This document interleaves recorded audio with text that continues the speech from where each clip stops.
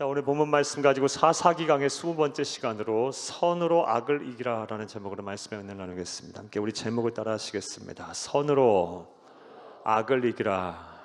한 번 더 따라 하겠습니다. 선으로 악을 이기라. 네, 고맙습니다. 감사합니다. 지난 시간 우리는 13만 5천 명이라는 미디안 연합군의 침입을 막아낸 이스라엘이 내부 분열, 내부 갈등이라는 어려움에 직면한 내용을 살펴보며 은혜를 나눴습니다. 그러한 가운데 성령의 사람이었던 이 기드온이 이 이스라엘의 내부의 분열과 갈등을 이렇게 해결해가는 그런 모습을 통해 우리 또한 우리 내부의 갈등과 분열이 생겼을 때 어떻게 해야 하는지에 대한 영적인 교훈을 찾으며 은혜를 나눴습니다. 지난 시간에 대한 간단한 말씀 드려보겠습니다. 사랑하는 여러분, 기드온과 300용사가 하나님의 능력으로 큰 대승을 거두게 되자 그 당시에 이스라엘 지파 중에서 가장 영향력이 있고 또 힘이 있었던 에브라임 지파가 이 기드온과 300용사, 특별히 기드온에게 시기하고 질투하고 불평을 하였습니다. 미디안의 7년의 압제 속에서는 이 에브라임 사람들이 마치 자기 일이 아닌 양 모른 채 하더니 이 기드온이 하나님의 능력으로 큰 승리를 거두자 기드온과 300용사가 행한 일들에 대해서 불평을 한 것입니다. 내적으로 이스라엘의 이 하나가 되지 못하고 분열된 위기, 갈등이 심화된 것입니다. 그러할 때 성령의 사람이었던 이 기드온이 다음과 같이 에브라임 사람들의 분노와 불평을 잠재우며 이스라엘의 하나됨을 이루어냈습니다. 어떻게 했습니까? 먼저 이 기드온은 유순한 말로써 그들의 분노를 누그러뜨렸습니다.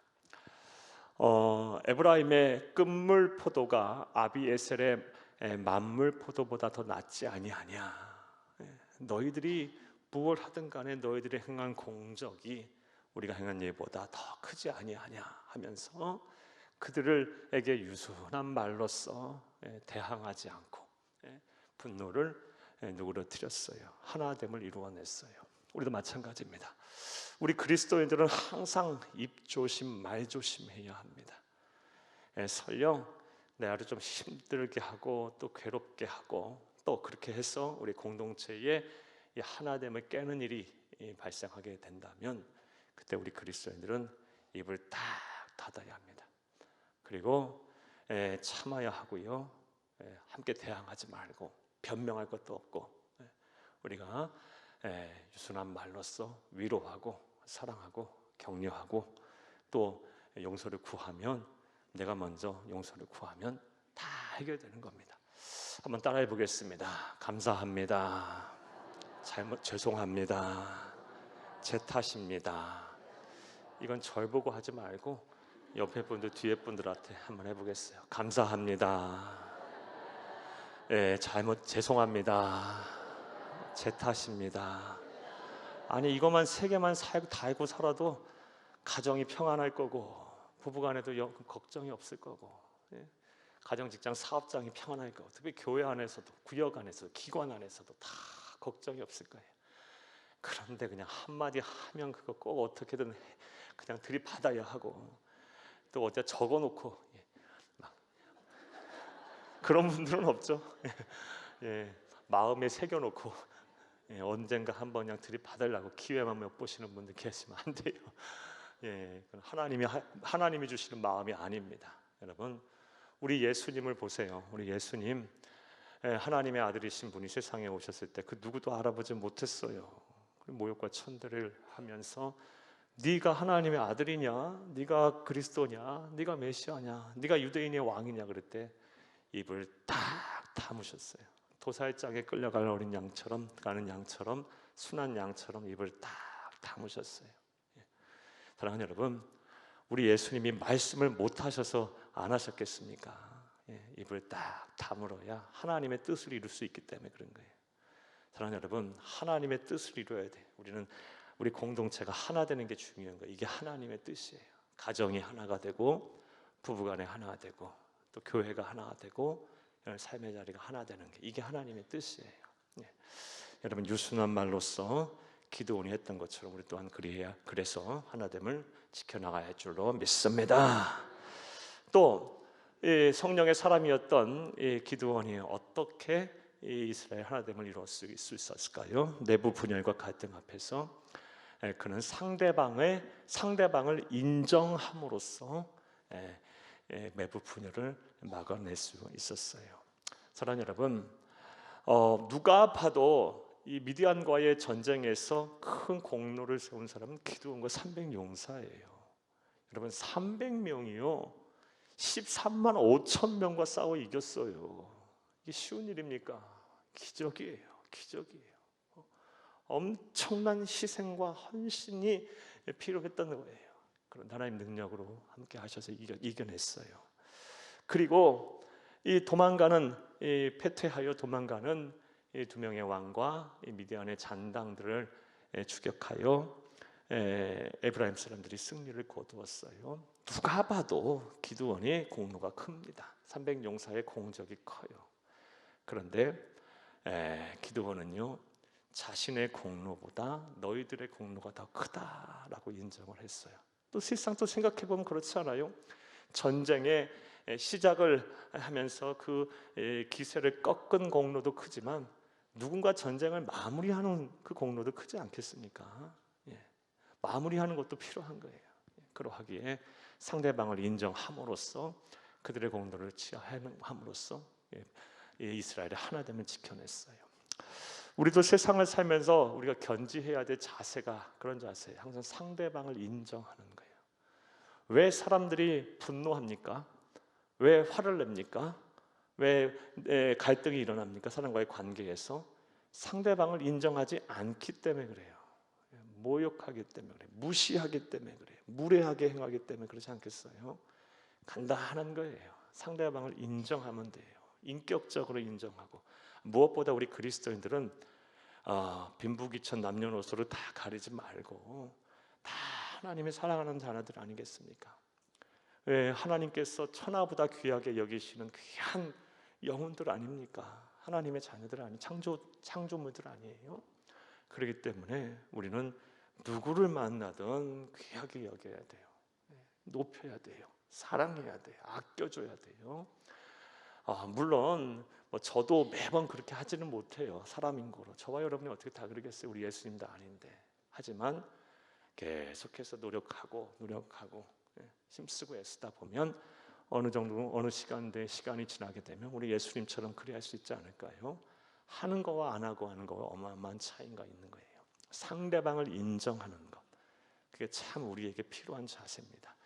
사랑하는 여러분, 기드온처럼 그리하셔서 여러분 갈등이 일어났을 때, 특히 인간관계에서 공동체 안에서의 갈등이 일어났을 때 상대방을 인정함으로 공동체의 하나됨을 지켜내는 교회복된 성도님들 다 되시기를 다시 한번 간절히 주의 이름으로 축복합니다. 또 기드온이 어떻게 이 내부 분열과 갈등을 막아낼 수 있었습니까? 그에게는요, 이 소탐대실하지 않으려는 그런 자세가, 그런 생각이 늘 있었어요.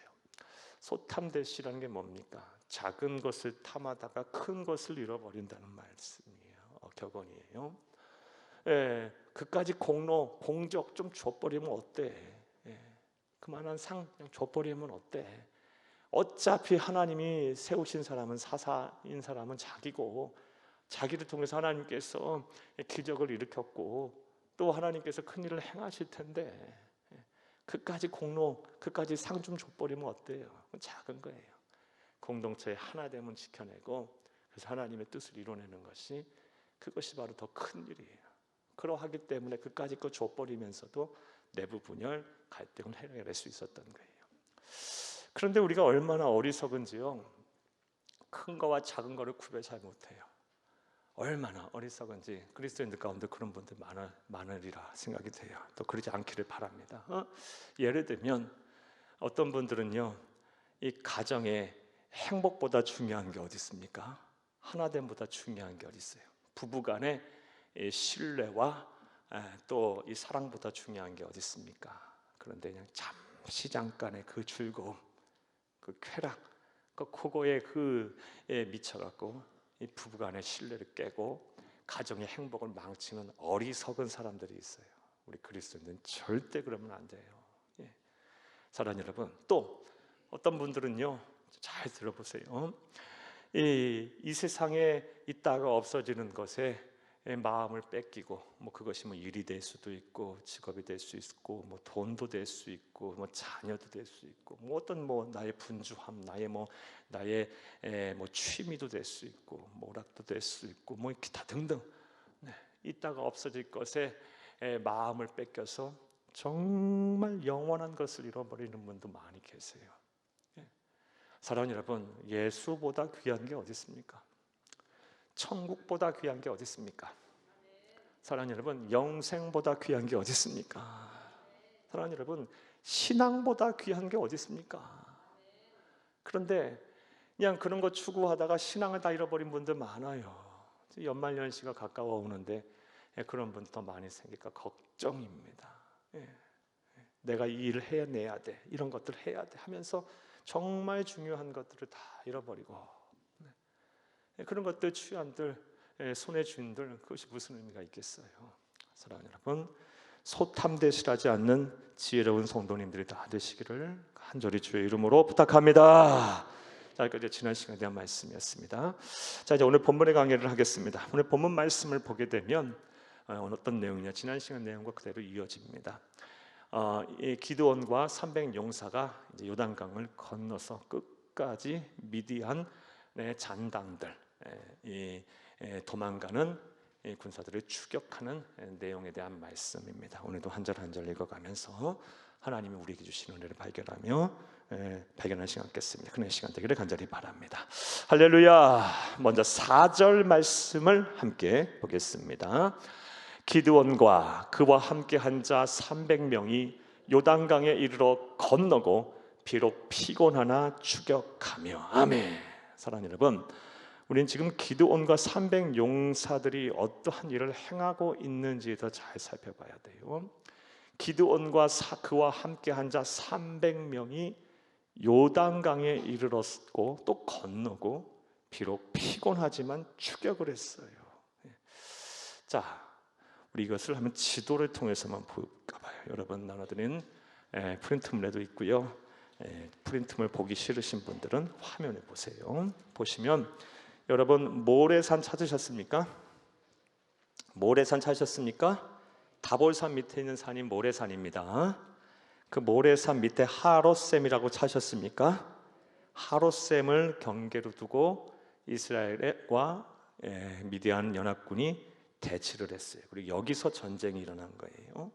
기드온의 300용사가 13만 미디안 연합군을 물리친 장소가 이 하롯셈 모래산 밑에 근처예요. 자, 그리고 나서 여기서 대략 한 12만 명이 죽습니다. 미디안 연합군들이. 그리고 이 갈릴리부터 호수에서부터 해서 요단강으로 내려와서 사해 바다로 흐르는 요단강 찾으셨습니까? 그 요단강 나루터까지 갔을 때 에브라임 사람들이 이제 협공에 들어가게 됩니다. 지난 시간에 대한 말씀이었습니다. 그리고 요단강을 이제 미디안 사람들이 건넜겠죠. 건너서 어디로 이르게 됩니까? 숫곳과 브누엘이라는 곳까지 이르러요. 거기까지 누가 쫓아갑니까? 기드온과 300명의 용사들이 쫓아갔다라고 한 내용, 그리고 거기서 응징을 한 내용이 바로 오늘 본문의 내용입니다. 자, 이해되셨습니까? 자, 그러니까 지금 요단강을 건너서 이 미디안의 잔당들을 추격을 하고 있어요. 오늘날로 보면은 이제 요르단 지역까지 들어간 겁니다. 자, 다시 말씀 보겠습니다. 자, 이를 통해서 우리가 이제 배워야 할 영적인 교훈을 찾아야죠. 기드온과 300용사들이 미디안 연합군에 패퇴하는 적군들의 잔당들을 추격하여 요단강을 건너서 추격하는 그런 모습을 통해서 우리는 어떠한 영적 교훈을 배울 수가 있을까요? 먼저 하나님이 맡겨주신 일은 끝까지 헌신을 해야 한다라는 교훈을 배울 수가 있습니다. 함께 따라 하시겠습니다. 하나님이 맡겨주신 일은 끝까지 헌신해야 한다. 이런 교훈을 배울 수 있어요. 사랑하는 여러분, 오늘 본문 말씀 4절 말씀에 보면 이 기드온과 그와 함께한 300명이요 요단강에 이르렀고 또 건너서요 끝까지 그들을 추격하고 있어요. 제일 먼저 선봉에 서서 밤 10시에서 11시 사이에 이제 이경쯤 되는 시작 초에 이 하루 샘 일대에서 이 진영을 갖추고 있던 이 미디안을 공격했던 그 기드온과 300명의 용사들, 얼마나 피곤하겠어요. 그런데도 끝까지 요단강을 건너서 끝까지 추격을 하고 있는 모습을 봐요. 이를 통해 하나님이 맡겨주신 일은 끝까지 헌신을 해야 한다 라는 교훈을 우리가 배울 수가 있어요. 우리 믿음의 조상들이 이렇게 살았어요, 여러분. 자, 그렇다면 왜 그래야 할까요? 무엇보다 하나님 말씀이고 하나님 명령이기도 하지만 우리 주 예수 그리스도의 모습이 그래요. 삶이 그래요. 자, 우리 시편 22편 14절에서 16절을 함께 보겠습니다. 나는 물같이 쏟아졌으며 내 모든 뼈는 어그러졌으며 내 마음은 밀랍 같아서 내 속에서 녹았으며 내 힘이 말라 질그릇 조각 같고 내 혀가 입천장에 붙었나이다. 주께서 또 나를 죽음의 진토 속에 두셨나이다. 아멘. 자, 여기까지만 잠깐 봐봐요. 14, 15절. 나는 물같이 쏟아졌고 내 모든 뼈는 어그러졌고 내 마음은 밀랍 같아 내 속에 녹아버렸고 내 힘이 말라 질그릇 조각 같고 내 혀가 입천장에 붙었고 나를 죽음의 진토 속에 두셨다. 참, 이 시인이 지금 어떤 상황이에요? 죽을 맛이죠. 몸과 마음이 아주 피곤하고 지친 상태예요. 16절 함께 읽겠습니다. 개들이 나를 애워쌌으며 악한 무리가 나를 둘러 내 수족을 찔렀나이다. 아멘. 이 시는요 단순히 시인의 상황을 설명한 시라기보다는요 우리 구주 예수 그리스도께서 당하신 고난, 우리 주 예수님의 삶을 예언한 말씀이에요. 우리 주 예수님이 이 세상에 오셔서 어떠한 고난을 당하셨고 어떤 삶을 사셨습니까? 나는 물같이 쏟아졌으며, 이게 예수님이 하신 말씀이라고 하면 여러분 생각하면 이 말씀 다시 한번 보겠어요. 14, 15, 16절 다시 한번 보겠습니다. 나는 물같이 쏟아졌으며 내 모든 뼈는 어그러졌으며 내 마음은 밀랍 같아서 내 속에서 녹았으며 내 힘이 말라 질그릇 조각 같고 내 혀가 입천장에 붙었나이다. 주께서 또 나를 죽음의 진토 속에 두셨나이다. 16절. 개들이 나를 애워쌌으며 악한 무리가 나를 둘러 내 수족을 찔렀나이다. 아멘. 예수님이 이랬다고요. 그런데 이러니까 나는 그만해야겠다. 나는 그만해야겠다. 나는 이제 내 편한 대로 살랜다. 예수님께서 잠깐 잠수를 타셨습니까? 아니면 여행을 가셨습니까? 아니면 휴가를 가셨습니까? 아니면 병가를 내셨습니까? 아니요. 예수님은요 이런 상황 속에지만 또뭐 메시아로서의 온 인류를 구원할 구세주로서의 삶을 사셨고 십자가의 길을 걸어가셨어요. 이게 예수예요. 저와 여러분도 마찬가지예요. 하나님이 맡겨주신 일은 끝까지 헌신해야 합니다. 그러한 삶을 사는 여러분 되기를 간절히 주의 이름으로 부탁합니다. 자, 그런데 우리가 그렇게 살아야 하지만 그렇게 살다 보는 것이 너무 피곤하고 힘들고 솔직히 말해서 지치고 괴로워요. 그렇죠? 여러분 어떠세요? 주의 일을 열심히 하다 보면요 막 피곤하고 지칠 때가 있어요. 자, 그렇다면 우리가 언제 그러하는지 좀 알아야 되겠죠. 오늘 본문 말씀을 통해서 기드온의 300용사들이 무엇 때문에 그렇게 주의 일을 하다가 피곤하고 지쳤는지 한번 생각을 한번 해보겠어요. 먼저 4절을 다시 한번 읽겠습니다. 기드온과 그와 함께 한 자 300명이 요단강에 이르러 건너고 비록 피곤하나 추격하며. 아멘. 자, 왜 우리가 주의 일을 하다 보면 피곤하고 지치게 되는지 첫 번째 이유는요 주의 일을 하는 사람들이 대체로 그 일을 더 많은 일을 하게 돼요. 그 사람이 그 사람이란 말이에요. 내 말이. 하나님의 일은 참 놀랍게도요 참 신기하게도요 이미 막 주의 일을 막 맡아서 헌신하는 사람에게 하나님은 더 많은 일을 맡기세요. 그래서 피곤하고 힘들어요. 오늘 4절에 기드온과 그와 함께한 300용사를 보세요. 그냥 하룻셈에서 첫 전투에서 그들의 사명이 끝났다면 얼마나 좋아요. 그런데 거기서 끝나지 않았어요. 첫 전투에서 승리케 하시고 거기서 끝나는 것이 아니라 또 요단강까지 이르게 하셨고 추격을 한 거예요. 거기서 끝나지 않고 또 강을 건너서 추격을 해요. 예, 첫 전투에서도 하나님께서는 그들을 불러 세우셨고, 잔당들을 추격하는 일, 그리고 전쟁을 끝맺는 일까지도 하나님께서는 그들을 뭐로 하라고 지금 명령하고 계세요. 그래서 솔직히 피곤한 거예요. 여러분 이해되셨습니까? 자, 그렇다면 우리가 이 피곤함을, 우리가 이런 상황을 안다면 어떻게 하면 우리가 주의 일을 하는데 덜 피곤해질 수 있을까요? 내게 맡겨주신 일이 많다면 그 일을 어쩔 수 없이 해야 되는 거죠. 그렇죠? 끝까지 헌신해야 되니까. 덜 피곤하려면 누군가 조금씩 한 번씩만 더 거들어주면 되는 거예요. 예. 여러분, 교회는 그런 곳이에요. 사랑하는 여러분, 어떤 사람이 아주 중요한 위치에서 많은 일을 감당하고 있다면 그 사람만 그 일을 많이 감당하게 하지 말고 내가 하나씩만 더, 한 번씩만 더 거들어주기만 하면 그 사람의 일이 가벼워져요. 교회는 예수가 머리가 되시고 우리가 각 지체를 이루고 있는 하나의 몸이에요. 사랑하는 여러분, 매일 팔만 계속 수고를 하면 팔만 아픕니까? 아니죠. 팔이 계속 수고해서 팔이 병나면 온몸이 아픈 거예요, 여러분. 예. 여러분 또 생각해봐요. 다리 한쪽이 많이 걸어가고 다리 한쪽만이 막 아파요. 그러면 수고를 많이 했어요. 이 다리 하나만 아파요? 안 그래요. 온몸이 다 쑤시고 아픈 거예요. 예. 우리가 그런 거를 생각한다면 하나님께서 어떤 사람에게 많은 일을 맡겨서 그 사람이 더 많은 일을 감당하고 있다면, 그래서 피곤하고 지쳐 있다면 하나씩만 더 거들어주고 한 번씩만 더 도와주고, 그러면 서로 다 평안하고 참 우리가 은혜 속에 주의 일을 참 기쁨으로 자원하며 감당할 수가 있는 겁니다. 이게 바로 그리스도인의 삶이고 교회를 이루는 성도들의 주의 일을 감당하는 자세예요. 저와 여러분, 우리 교회 모든 성도님들은 그리해야 할 줄로 믿습니다. 왜 주의 일을 하다 보면 피곤합니까? 하나님께서 맡은 자에게 더 많은 일을 맡기시기 때문에 그래요.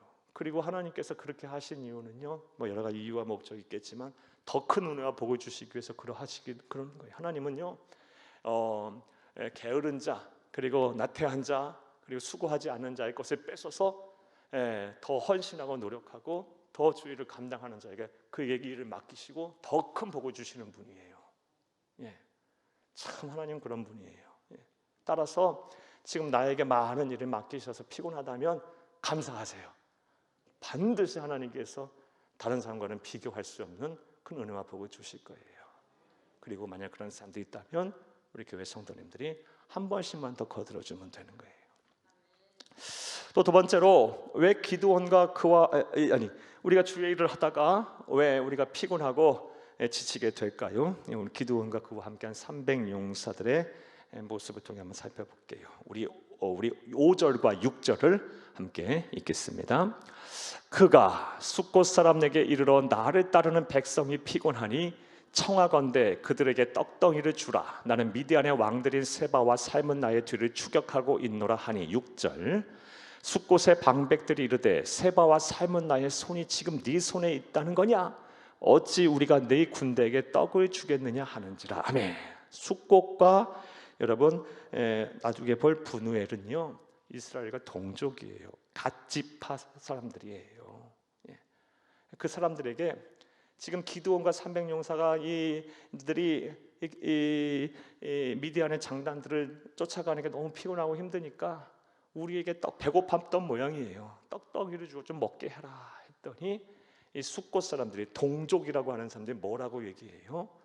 이 미디안의 왕들이 너희들의 손에 있다는 거냐? 이게 무슨 말입니까? 너희들이 미디안을 이길 것 같아? 그러면서 염장을 지르고 있는 거예요. 도와주지는 못할 망정. 왜 우리가 주의 일을 하다가 주의 일을 열심히 하는 사람들이 피곤하고 지칩니까? 도와주지는 못할 망정, 격려의 말 한마디 하지는 못할 망정 옆에서 별소리를 다 해. 예. 그렇게 하면 하지도 않을 거면서 그렇게 하면 안 되느니 전에는 뭐 훈수를 두고, 훈수만 두면 다행이에요. 없는 말 있는 말, 없는 말 있는 말 별소리 다 하고 막 무례하게 행하고. 예. 사랑하는 여러분, 그런 사람들은 뒤에 보게 되면 이제 하나님의 진노와 심판을 받게 돼요. 예. 사랑하는 여러분, 그래서 주일하다가 힘든 경우들 많아요. 우리 많은 성도님들이요, 막 기쁨으로 받은 은혜가 있어서 헌신의 자리, 봉사의 자리에 이렇게 섰다가, 섬김의 자리에 섰다가 막 시험에 들고 마음의 상처를 받아서 그만두시는 분들 참 많아요. 하나님 때문에 시험 들까요? 천만에요. 예. 옆에서 뭐 시덥지 않은 소리들을 하고 도와주지는 못할 망정 마음 힘들고 어렵게 하는 사람들 때문에 그래요. 아니 교우들 때문에 그래요. 아니 성도들 때문에 그래요. 하나님의 백성이라고 하는 사람들이. 저와 여러분 조심하셔야 돼요. 말 조심해야 돼요. 항상. 예. 그 사람의 영혼에 상처를 주어서는 안 돼요. 예. 여러분도 경험해 보셨죠? 저만 경험해 본 모양이네요. 많이 경험하거든요. 예. 가만히만 있으면 좋겠어요. 딴 말 하지 말고. 예. 예. 뭐 도와주지도 않아도 돼. 가만히만 있어도 되겠어요. 예. 그런데 그냥 막 무례하게 행하고 막 없는 말 있는 말 만들어내고 마음에 상처를 주고 아픔을 주고 그냥 더도 말고 수고한다, 너무 잘한다, 칭찬 한마디만 하고 애쓴다, 고맙다, 감사하다, 어떻게 그렇게 하냐, 그냥 굴 하나를 끓여도 먹어도 그냥 막 소금같이 짜도 소금같이 짜도 어떻게 이렇게 맛있게 끓였냐 하면서 먹어주면 되잖아요. 그냥. 예. 그리고 나서 뒤돌아서 안 먹으면 그만 아니에요. 여러분, 봉사와 충성과 헌신했던 것에 대해서 이러쿵저러쿵하고 자꾸 뭐 격려하지 못하고 아픔의 말들을 하니까 시험에 들고 마음의 상처를 입고 힘이 드는 거예요. 오늘 기드온과 300용사들이요, 이 미디안의 잔당들을 쫓아가는 것은요, 숙곡과 분노의 백성들에게도 유익한 일이에요. 여러분, 그들의 이 숙곡과 이 분노엘은요, 미디안과 아말렉 족속 약탈 민족들이 이스라엘을 약탈하기 위해서 찾아오는 루트예요. 그 루트에 있는 성들의 사람들이 이 기드온과 300용사를 도와주어서 그들로 하여금 미디안의 모든 잔당들을 축적하여 그들을 다 죽이겠다면 그들에게도 좋은 거 아니겠어요? 그런데 어찌 미디안의 방백들인 두 왕이 너희들의 손에 있다고 하는 것이냐, 너희들이 이길 수 있는 것이냐 하면서 쳐다보지도 않고 도와주지도 않아요. 속상하게 만들고요. 그래서 기드온과 300용사가 더 힘들었던 거예요. 사랑하는 여러분, 저와 여러분 이렇게 하지 말아야 할 줄로 믿습니다. 주의 일을 하다 보면 참 피곤하고 지칠 때가 있어요. 하지만 그럼에도 불구하고 우리가 해야 하는 것은 무엇이다? 하나님이 맡겨주신 일은 뭐 해야 한다? 끝까지 해야, 헌신해야 한다. 그리고 설령 여러분 내게 더 많은 것을 맡기셨다면 이 일도 하는데 또 이 일도 하라고 그랬다면 감사하세요. 할 만하니까 하나님 하시는 거예요. 그리고 어이구 내가 더 큰 복을 받겠구나. 어이구 야 힘난다. 하늘의 상이 크겠구나. 그렇게 하세요. 여러분 더 큰 일을 맡기신 데는 그만한 이유와 목적이 있는 거예요. 자꾸 도망가려 하지 말고 나는 못한다고 하지 말고. 자, 그리고 그런 분들이 있다면 여러분 한 번이라도 거들어 주세요. 그리고 말 한마디라도 더 칭찬의 말, 격려의 말, 축복의 말을 하세요. 도와주세요. 그러면 모두가 다 평안할 것이고 또 그 복을 함께 받을 줄로 믿습니다. 자, 그럼 또 한번 생각해 봐요. 주가 맡기신 일을 하다가 피곤하고 지칠 때는 어떻게 해야 할까요? 자, 피곤하고 지치겠죠. 어떻게 해야 할까요? 두 가지 말씀을 드릴게요. 먼저 히브리서 12장 3절을 함께 보겠습니다. 너희가 피곤하여 낙심하지 않기 위하여 죄인들이 이같이 자기에게 거역한 일을 참으신 이를 생각하라. 아멘. 참으신 이가 누구예요? 예수요, 예수를 생각하라. 예수님을 잘 생각하세요. 그리고 하나님 그 예수에게 위로해 달라고 하세요. 그 예수에게 나의 마음과 생각을 좀 받아달라고 하세요. 나의 상황과 형편을 좀 변화시켜 달라고 하세요.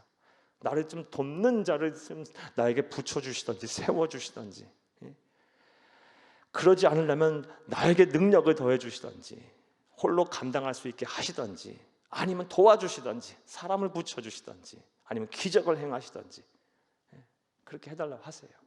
그러면 하나님이신 예수님께서 얼마나 우리의 형편과 사정을 잘 아시고 우리 도와주시겠습니까?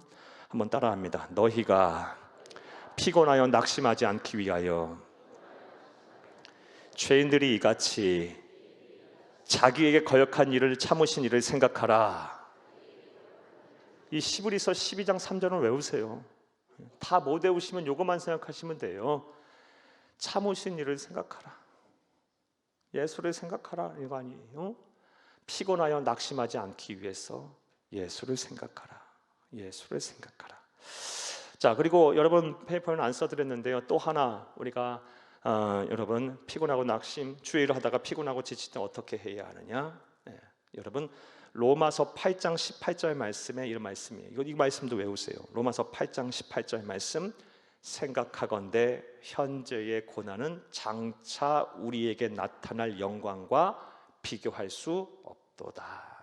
아멘, 아멘. 한번 따라합니다. 생각하건대 현재의 고난은 장차 우리에게 나타날 영광과 비교할 수 없도다. 지금 내가 주의 일을 감당하다가 막 피곤하고 힘들어. 내가 지금 현재 고난이에요. 이 고난과 장차 나에게 나타날 영광과 비교를 하는 거예요. 비교. 그럼 어떤 답에 이르게 돼요? 비교할 수도 없지. 우리 그리스도인들은 다른 것에 비교하는 것이 아니고 이런 것과 이것을 가지고 비교를 하는 삶을 살아야 되는 거예요. 내가 뭐 저 사람보다 내 친구보다 뭐 더 좋은 집에 사네, 더 많은 돈을 버네, 뭐 내 자녀들이 더 좋은 학교를 갔네, 뭐 더 좋은 것을 먹네, 더 좋은 차를 타네, 좋은 옷을 입네, 더 예쁘네, 더 젊네, 이런 걸 비교하지 말고, 우리 뭘 비교하는 거예요? 현재 내가 예수를 때문에 당하는 고난과 그 고난을 잘 견디고 끝까지 사명 감당했을 때 받게 될 영광과 비교를 하는 거예요. 이 비교에 능수능란한 비교의 장인이 돼야 돼요. 그러면 피곤해요. 주의를 감당하다 보면. 하지만 낙심하지 않게 돼요. 기쁘죠. 오히려 소망이 되죠. 받을 영광이 더 크니까. 생각만 해도 좋네요, 여러분. 안 그럽니까? 그런 꿈을 자꾸 꾸세요, 여러분. 그게 소망이에요. 자꾸 이미지로 그리세요. 내가 현재 당하는 이 고난, 내가 예수 때문에 이 사명 감당하다 받는 상처와 아픔들, 고통, 피곤함, 이 뒤에 내게 주실 영광을 막 그리세요. 여러분 너무 비성경적이고 또 무질서하게만 가지 말고, 여러분 신앙 안에서, 하나님의 말씀 안에서, 상식 안에서, 질서 안에서 그 꿈을 막 꾸세요. 그게 소망이에요. 그리고 그걸 이루게 해달라고 할 때 기도하세요. 이루어질 거예요. 사랑하는 여러분, 우리 그리스도인이 그런 재미를 갖고 살아야, 또 그것이 이루어지는 그런 성취를 보고 살아야 예수 믿는 기쁨도 있고 재미도 있고 즐거움도 있고 행복하죠. 사랑하는 여러분, 예수를 우리가 좀 이렇게 기쁨으로 소망을 가지고 믿기를 바라요.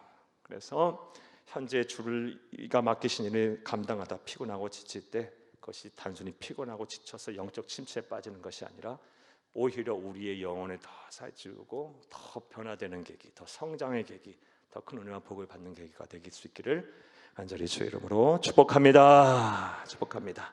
자, 올해 4절 말씀을 보게 되면 기드온과 300용사들은 어떻게 했습니까? 끝까지 하나님 맡겨주신 사명을 감당합니다.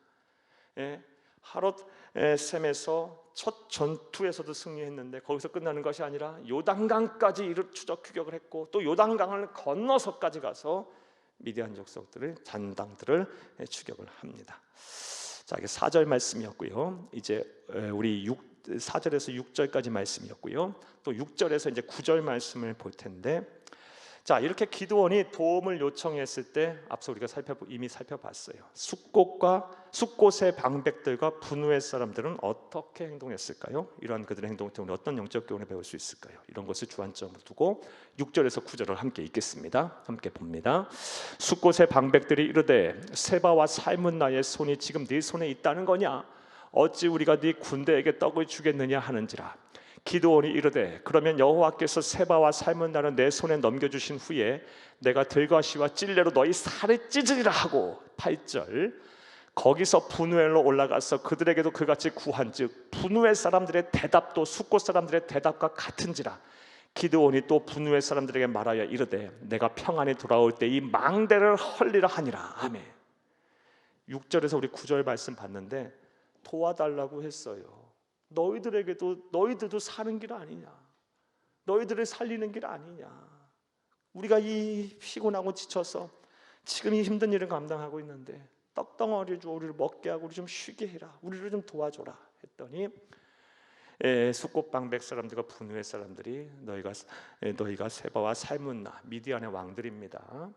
이미 이 싸움에서 져서 도망가고 있는 왕들을 무서워하면서 너희들이 그들을 이길 수 있다고 보느냐?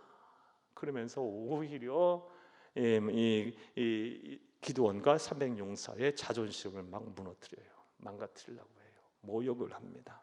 그러자 기드온이 어떻게 됩니까? 화가 나서요.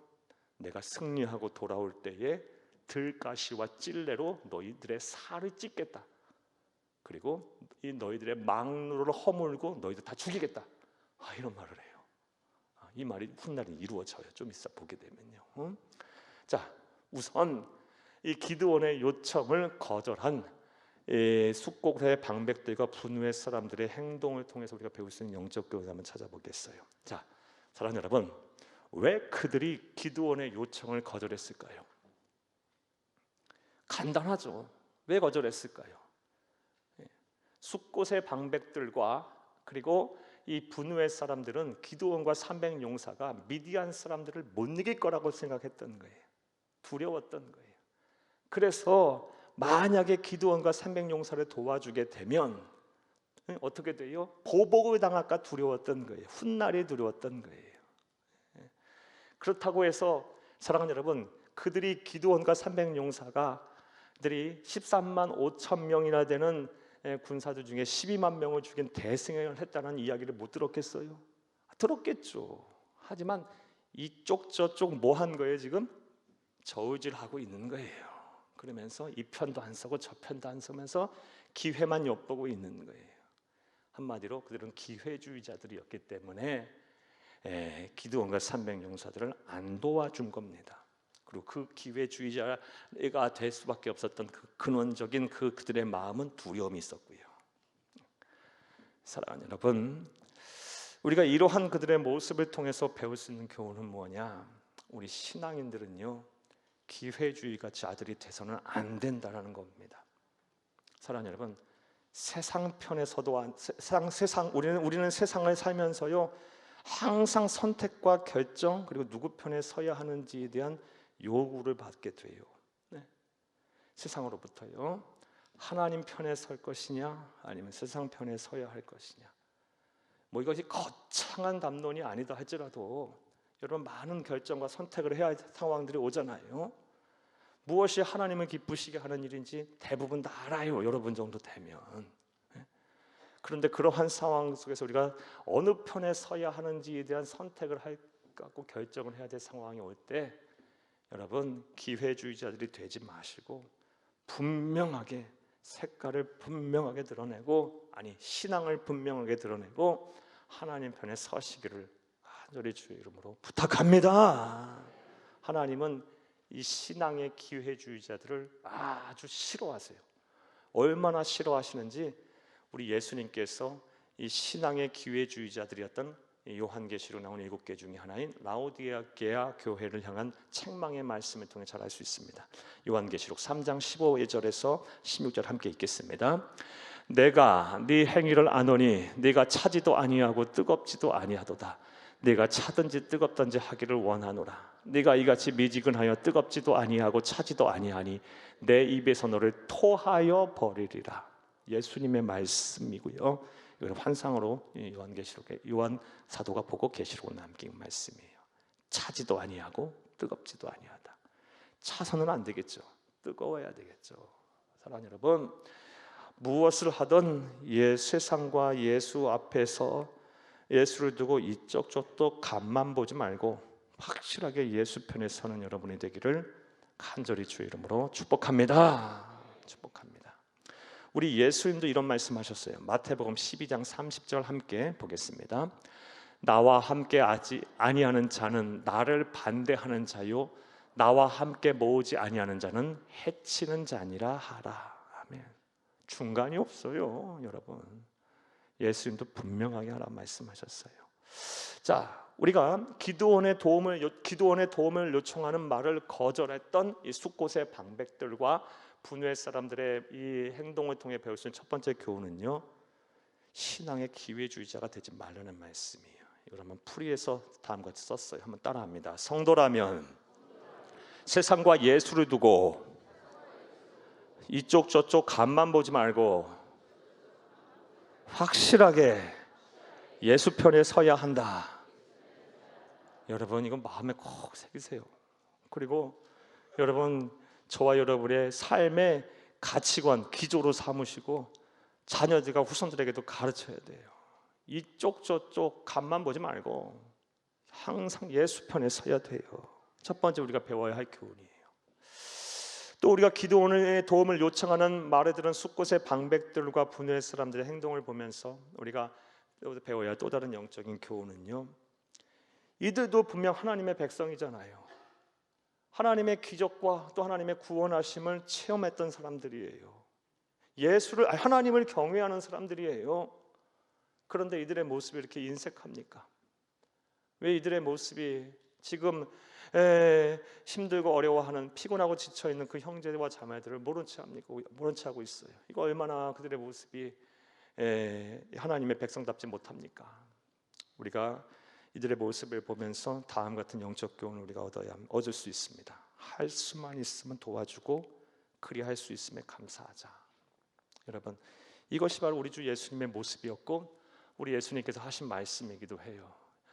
주는 자가 복되다는 말씀은 참 예수님 말씀 많이 하셨어요. 그중에 사도행전 20장 35절, 성경에는 예수님께서 딱 이 말씀을 하셨다는 말씀이 나오지 않지만 이 사도들의 말을 통해서 예수께서도 친히 말씀하시기를 주는 것이 받는 것보다 복이 있다 하셨다, 이렇게 말씀하셨어요. 사도행전 20장 35절이에요. 여러분 한번 따라해요. 주께서 친히 말씀하시길 주는 것이 받는 것보다 복이 있다. 자, 여러분, 주는 것이 받는 것보다 복이 있어요. 그러하기에 할 수만 있으면 우리 그리스도인들은 도와주고요, 내가 도와줄 수 있음에 감사하시기를 간절히 바랍니다. 저도 그렇게 살려고 노력하고 있고 여러분도 그렇게 살아야 돼요. 우리 모두 그렇게 살아야 돼요. 우리 그리스도인이에요. 할 수만 있으면 도와주고 그리할 수 있음에 감사하세요. 여러분, 도와주고 나서는 뭔가 그 도와줌의 대가를 우리가 바라야 될까요? 말아야 될까요? 바라지 말아야 돼요. 그 다음부터 이제 타락하고 뭐가 변질되는 것이고 뭔가 잘못된 길로 가는 거예요. 우리 예수님이 그러셨어요? 아니요. 물과 피를 다 내어주시고 내가 물과 피를 다 너에게 쏟으면서 내 생명을 너에게 주었으니 너도 나를 위해 무언가 해내라. 우리 예수님께서 무슨 이런 말씀하셨어요? 나를 믿고 구원받고 영생하라 이랬죠. 다 주셨죠. 뭔가를 해내라, 뭔가를 이루어라, 뭔가를 가져와라 이렇게 하셨습니까? 단 한마디로 예수님 그렇게 하지 않으셨어요. 줄 수 있으면 주고요, 할 수 있는 범위 내에서 무리하지 말고, 할 수 있는 범위 내에서 무리하지 말고 줄 수 있으면 도와주고 그리할 수 있으면 감사하는 것으로 그치세요. 끝나는 거예요. 그래야지 뭔가를 더 바라고 내가 도와줬는데 최저한 사람은 나에게도 안 도와줄까? 언제쯤 도와줄까? 언제쯤 뭔가 갖고 올까? 언제쯤 내 힘이 돼줄까? 이런 거 생각하면 안 되는 거예요. 저와 여러분은 그런 삶을 살지 않기를 간절히 바랍니다. 할렐루야. 자, 한번 따라합니다. 할 수만 있으면 도와주고 그리할 수 있음에 감사하자. 자, 사랑하는 여러분, 기드온이 도움의 요청을 했을 때 숫곳의 방백들과 그리고 분후의 사람들은 거절을 했어요.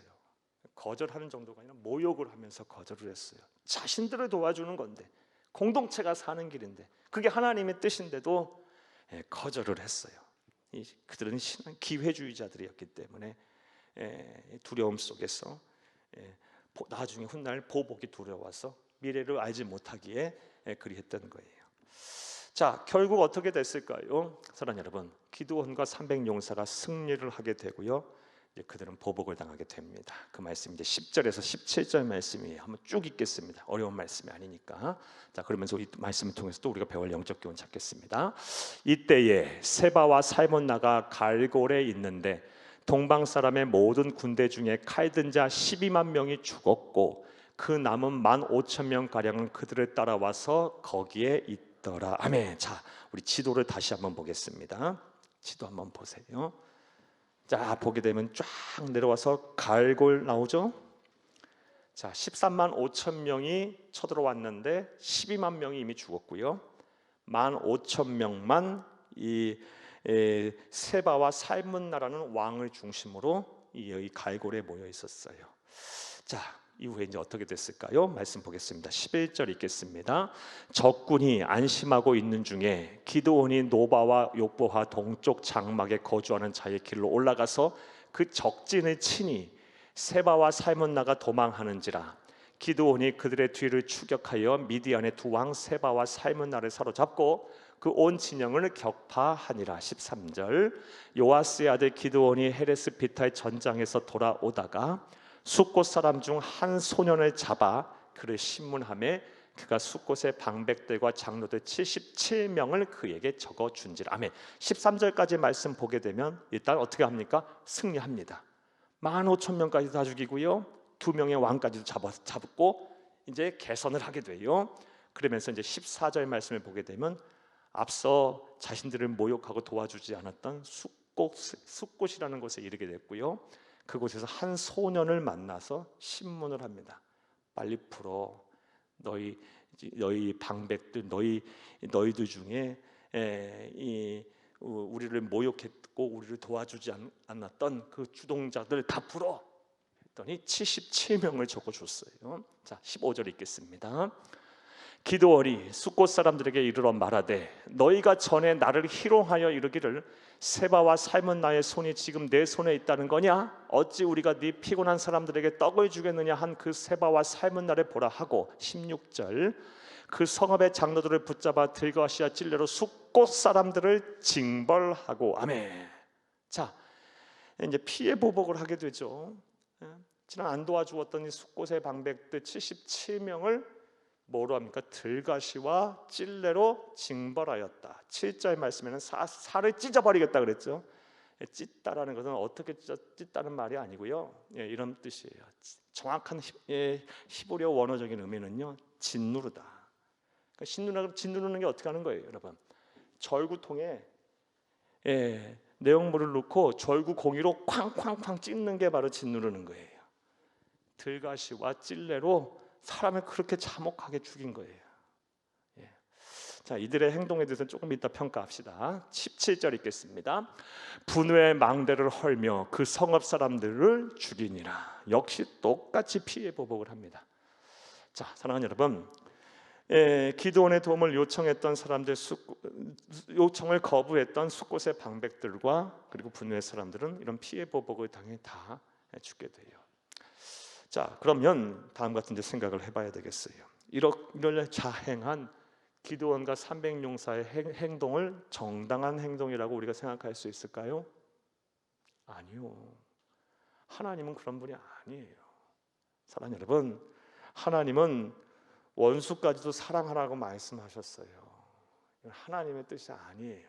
여러분, 이 말씀 한번 보겠어요. 마태복음 5장 44절에서 48절 말씀을 함께 보겠습니다. 나는 너희에게 이르노니 너희 원수를 사랑하며 너희를 박해하는 자를 위하여 기도하라. 이같이 한즉 하늘에 계신 너희 아버지의 아들이 되리니 이는 하나님이 그 해를 악인과 선인에게 비추시며 비를 의로운 자와 불의한 자에게 내려주심이라. 46절 너희가 너희를 사랑하는 자를 사랑하면 무슨 상이 있으리요? 세리도 이와 같이 아니하느냐? 또 너희가 너희 형제에게만 무난하면 남보다 더하는 것이 무엇이냐? 이방인들도 이같이 아니하느냐? 그러므로 하늘에 계신 너희 아버지의 온전하신 같이 너희도 온전하라. 아멘. 이 말씀이 무슨 뜻입니까? 여러분, 나의 앞에서 겸손해하고 나에게 잘 대하는 사람에게 나도 겸손하고 잘 대하는 건 어렵지 않아요.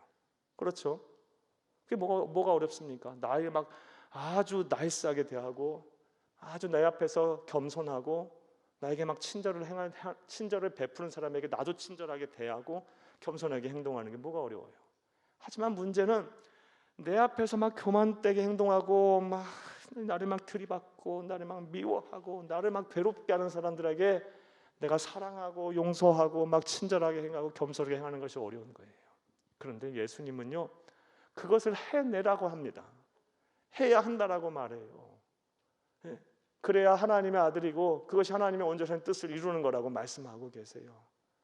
원수를 사랑하라라고 말씀하세요. 사랑하는 여러분, 그러하기에 기도원과 300용사의 이런 행동은 피의 보복은요 분명 잘못된 행동이에요. 나중에 또 이런 일 때문에 어려움이 생겨요. 사랑하는 여러분, 힘들고 어려운 얘기죠. 참 어려운 말씀이에요. 말씀의 내용이 어렵다기보다 실천이 어려워요. 너무 어려운 말씀이에요. 하지만 원수도 사랑하라는 말씀을 저와 여러분에게 주고 계세요. 그것이 그렇게 하는 사람들이 바로 하나님의 아들들이고 하나님의 온전하신 뜻을 이루는 거라고 말씀하고 계세요. 저와 여러분이 이런 삶을 살아야 할 줄로 믿습니다. 그러면서 하나님은 로마서에서 이런 말씀도 우리에게 주고 계세요. 로마서 12장 19절에서 21절을 함께 보겠습니다. 내 사랑하는 자들아, 너희가 친히 원수를 갚지 말고 하나님의 진노하심에 맡기라. 기록되었을 때 원수 갚는 것이 내게 있으니 내가 갚으리라고 주께서 말씀하시니라 하면 너희는 사랑하기만 해라. 그 원수는 내가 갚겠다라고 말씀하고 계세요. 20절 말씀 읽겠습니다. 내 원수가 줄이거든 먹이고 목마르거든 마시게 하라. 그리함으로 네가 숯불을 그 머리에 쌓아 놓으리라. 숯불 머리에 쌓게 되면 어떻게 돼요? 화끈거리죠. 원수가 나는 막 힘들고 어렵게 했는데 막 사랑으로 대하면 어떻게 되겠어요? 깨닫게 되는 바가 있어요. 얼굴이 화끈거리고 뉘우침이 있고 돌아섬이 있을 거라는 말씀이에요. 자, 21절 오늘 저와 여러분이 들을 하나님의 말씀이 음성입니다. 악에게 지지 말고 선으로 악을 이기라. 아멘. 기드온은요 악에게 졌어요. 사람을 다 죽이고 피해 보복을 했는데 무슨 악에게 져서 선을 악으로 갚지 못해 악을 이기지 못했던 거예요. 저와 여러분은 선으로 악을 이겨야 할 줄로 믿습니다. 한번 따라합니다. 선으로 악을 이기자. 원수를 갚는 것은 하나님께 맡기고 선으로 악을 이기자. 자, 오늘부터 우리가 이제부터 내 마음속에 있는 언젠가 한 번은 들이받아야 하고 생각만 하면 껄끄럽고 불편한 그런 대상들을 이제 내려놓고 놔주고 용서하고 힘들겠지만 우리가 선으로 악을 이기는 삶을 살기로 결단할 수 있기를 바랍니다. 사랑하는 여러분, 하나님께서 왜 이 기드온과 300용사의 이런 치부들을 그대로 드러내면서까지 우리에게 말씀을 주고 계실까요? 반면교사 삼으라. 잘 보고 배워라. 이들의 행동을 되풀이하지 마라. 이 말씀 우리에게 주고 있어요. 사랑하는 여러분, 참 어려운 말씀이에요. 참 힘들고 괴로운 말씀이에요. 하지만 예수님 이미 그 길을 걸어가셨기 때문에 우리가 예수를 바라보고 가면 우리가 어느 순간에 이르게 돼서는 비슷해질 거라고 봐요. 예수님처럼 어느 정도까지는 할 수 있지 않을까요? 어느 수준에 이르게 되면 작은 예수가 될 수 있지 않을까요? 끊임없이 선으로 악을 이기기 위해 노력하여 작은 예수가 되는 귀하고 복된 성도님 다 되시기를 간절히 주의 이름으로 축복합니다. 축복합니다. 축복합니다.